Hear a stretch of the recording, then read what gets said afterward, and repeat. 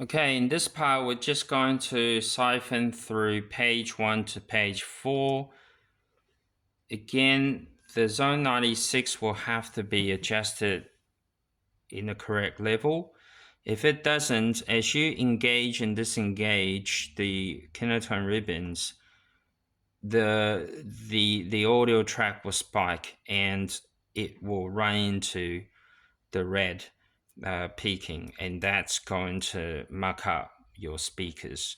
So it's like in touch and go. You kind of have to pay attention to the audio track and also the levels that's showing up on your DJ mixes.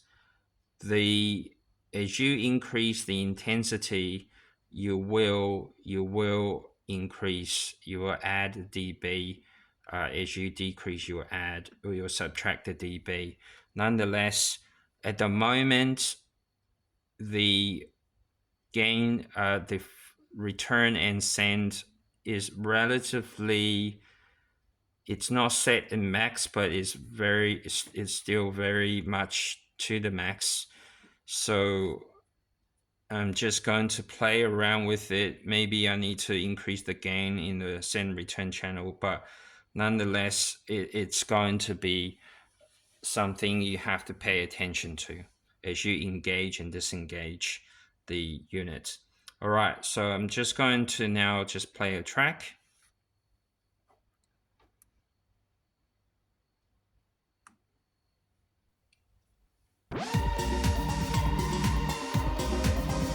Okay, so currently it's not engaged.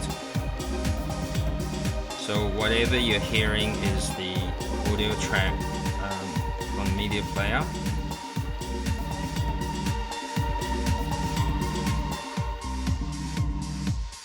So now I'm going to engage it. I'm going to set everything to 12 midday. It's now green. As I engage, the send and return channel signal goes down. All right, now you will probably want to then increase the send and return on the knobs of the Xone 96, but I found that when you do that, when you disengage from the FX box, it then peaks the whole send and return channel, and the speakers will go crazy. So let's not do that again. I'm just going to slightly increase my line fader of the send and return and go from there.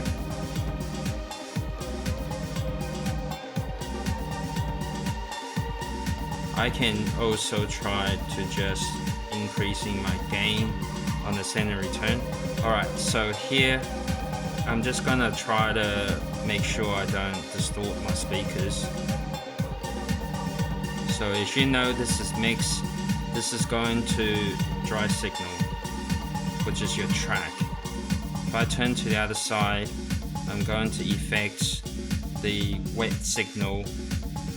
Sometimes when I turn it to the wet signal, there's like some streaky noise, which then I need to touch the line fader. Okay, so music come through again. Doesn't. All right.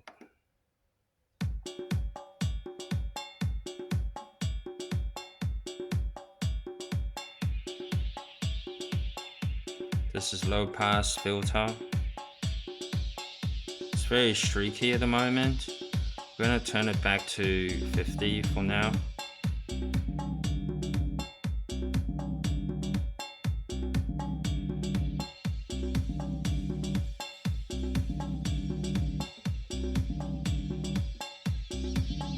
If I increase the compression, the low pass filter streakiness will show up a bit more pronounced.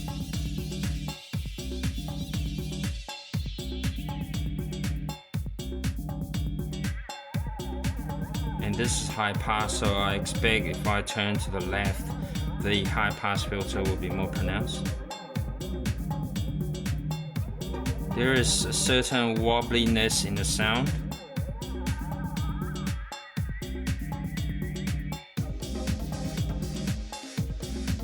I just turn the compression pretty much off. That, I suppose the middle streaky noise is the feedback coming from the compression. That's what I assume what's happening.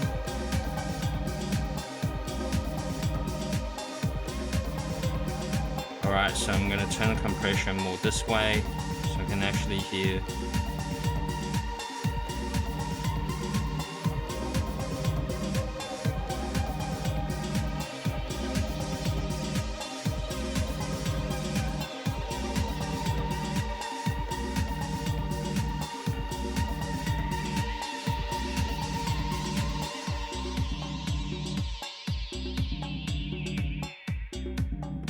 So it has this really funny tone.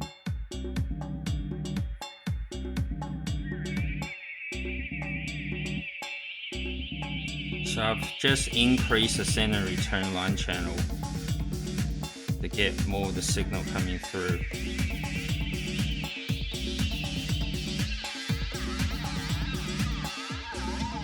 So I'm turning the line pass, the low pass this way, or a high pass that way.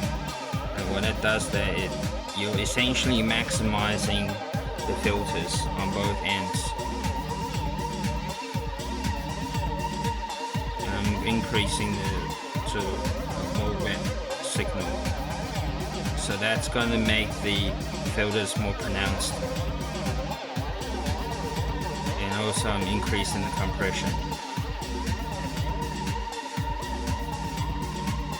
Alright, so now I'm going to set this to 50 because I want to go to the next page.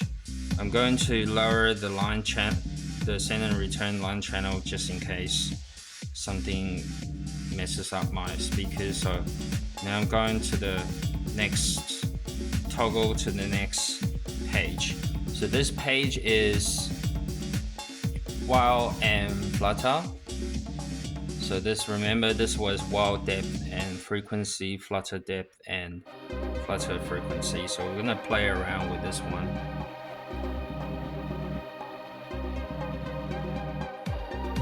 To increase.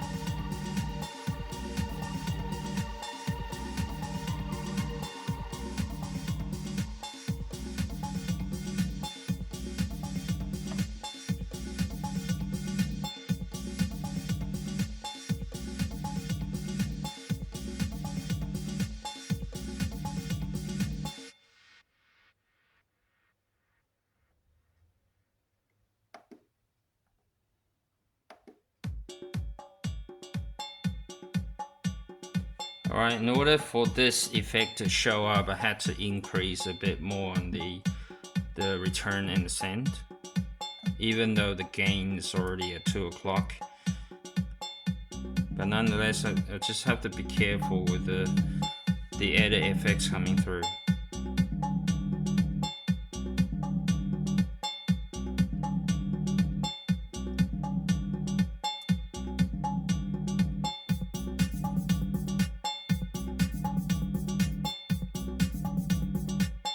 So this one's wild depth. Let's go maximum. And this is frequency.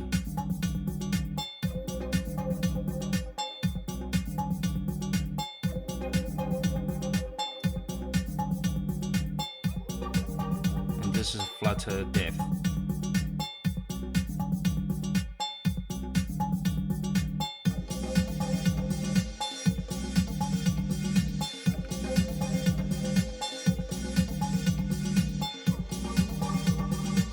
Can hear there is some sort of distortion.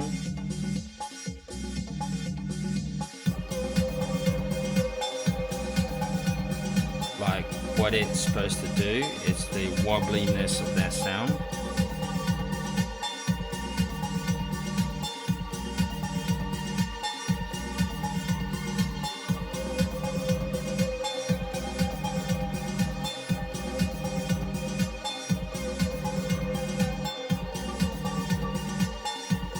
So I'm going to increase the while frequency as well.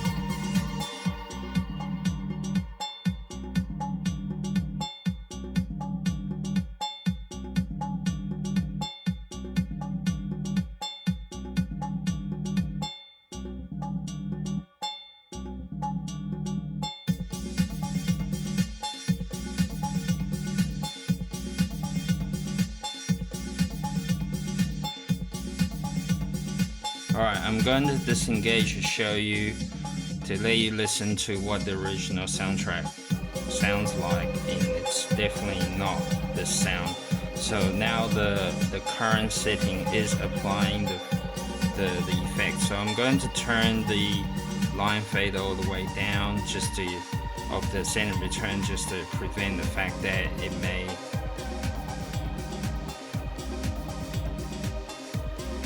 go too much. So I'm just going to disengage.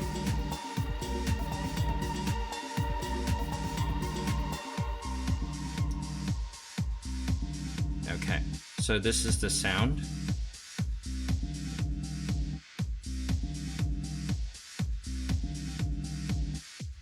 Right, now I'm going to engage it again to show you the one with the effects. So again, I'm just going to turn up the return send for just a little bit.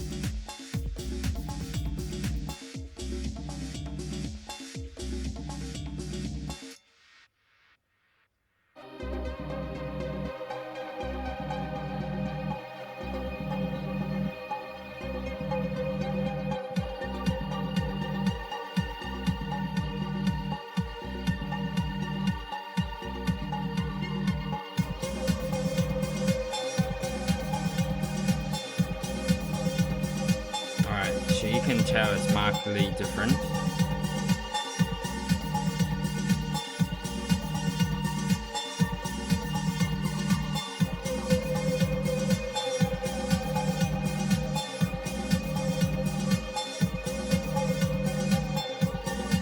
Okay, so now I'm going to the next one.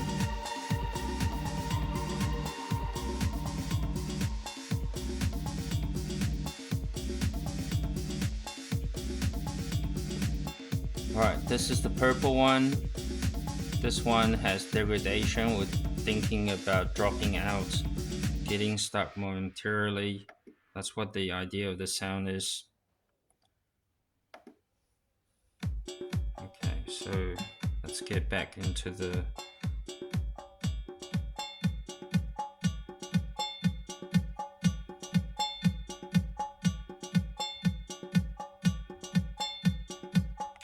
So this one is dropout frequency and this one's dropout depth.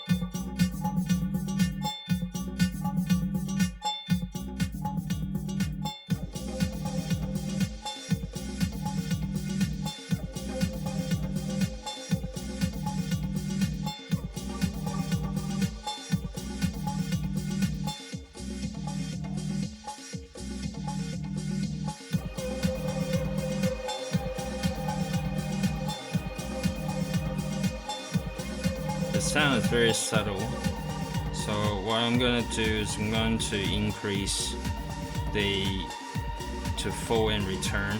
So I'm going to do that now.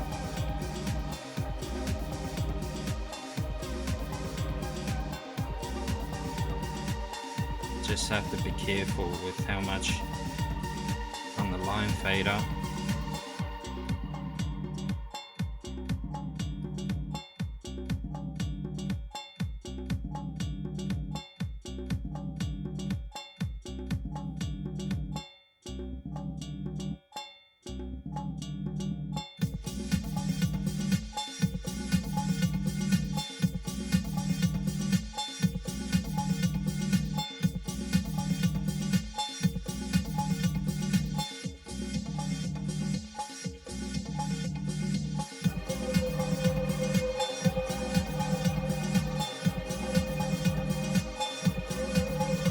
This one's crinkle.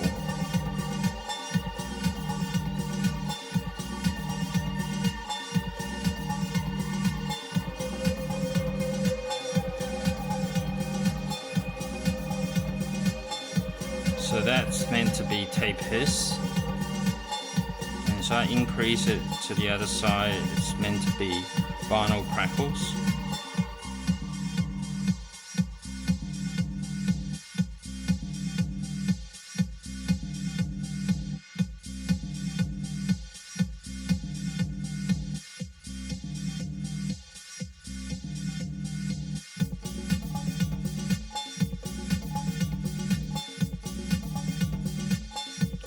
So we're going to now decrease the line fader so you can hear what the actual sound.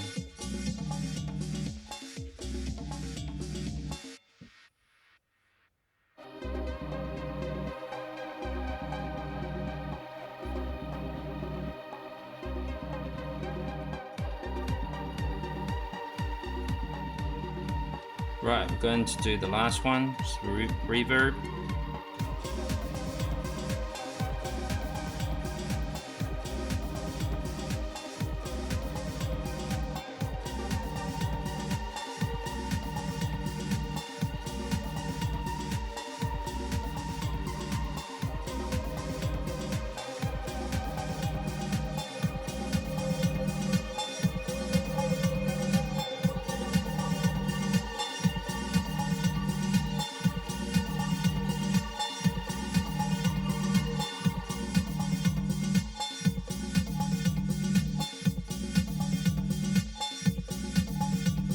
There is that sort of drowning repetition noise.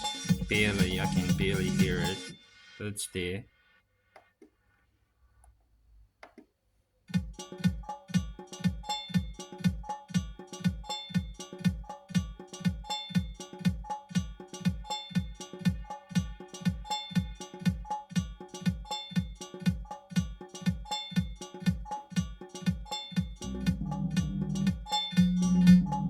That's too much, so you gotta be really careful. I'm gonna turn down the send return.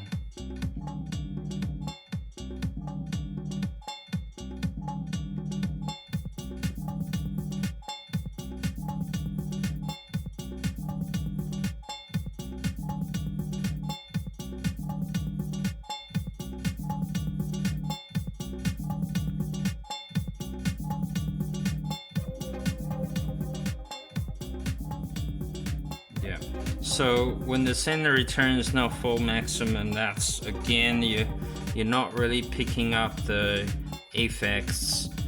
Gonna increase it to +6 on each side. Again, just have to be careful how much we're actually increasing each time.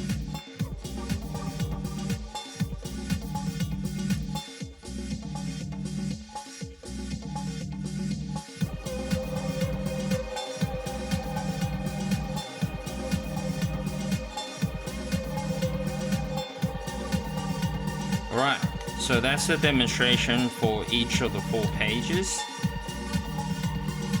I'm gonna show another part soon. Let's close this.